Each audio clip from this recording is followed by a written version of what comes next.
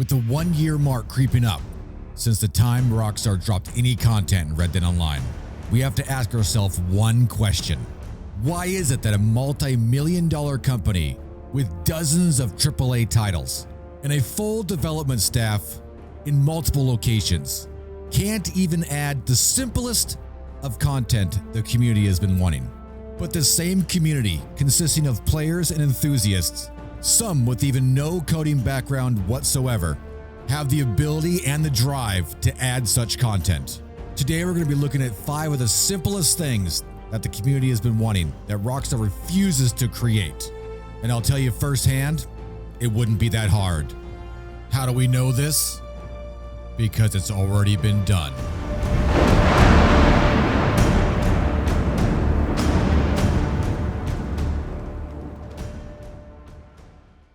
Howdy cowpoke, Austin BMX here. Thanks for checking out today's video. If you're going to like this video, make sure to smash that like button. If you're new around here, consider subscribing to the channel for tons of Red Dead Online content, including tips and tricks, news updates, gameplay, of course, just good old-fashioned fun. Today, like the intro said, we're going to be talking about 5 simple things that Rockstar just drops a ball on. They could add these 5 simple things from basically already created assets and functions in the game. How do we know this?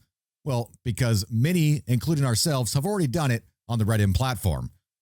We've used in-game assets that Rockstar has actually already created and allowed these functions to happen. Of course, we all want tons of new content in Red Dead Online, but there's tiny little quality of life things that can be added quite easily from Rockstar, and they just refuse to do it without any communication whatsoever for almost a year now. Depending on when you watch this video, it might be over a year. So without further ado, let's jump right into it. All gameplay you see from this video henceforth is created and recorded over on the Dakota Riverbend, our personal and private community-based Red Dead server on the RedM platform. Check it out at drb.gg. Number 1, multiple player character slots. This is a give me, something that's already been done on Rockstar's other conglomerate massive game. The ability to have multiple character slots on your account. The ability to be able to play as a male or a female character. The ability to then break down these characters and have them specialize in specific areas of the game. Rockstar could harness this and make it so not every player can do everything in the game, but have specific genre-focused players and characters. That's what we do over on the DRB right now. You can have up to 4 characters that have different level of expertise in different areas of the game. One could be a farmer. One could be an herbalist to help that farmer gather materials.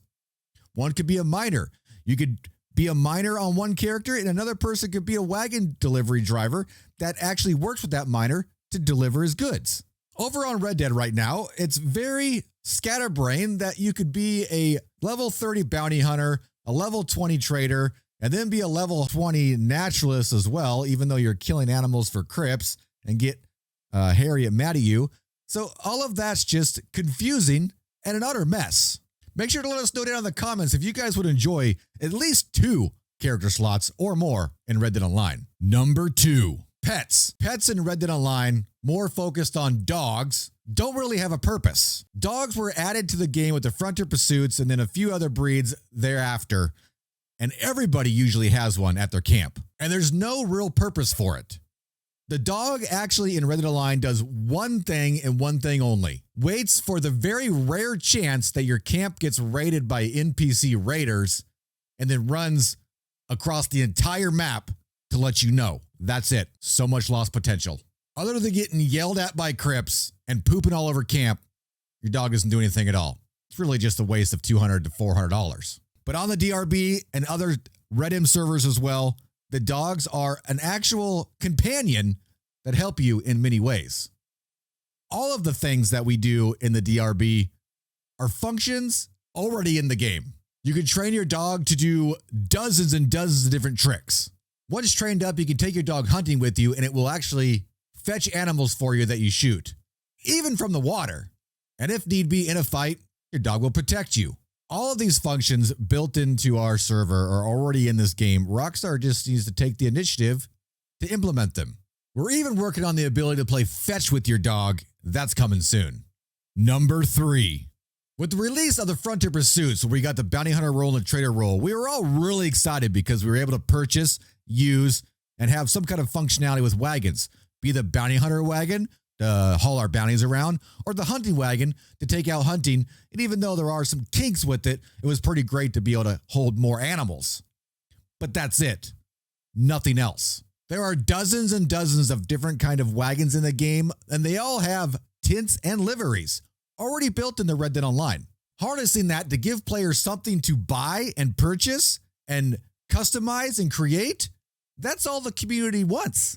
Many custom servers already have lots of wagon customization set up. And over on the DRB, it's no different.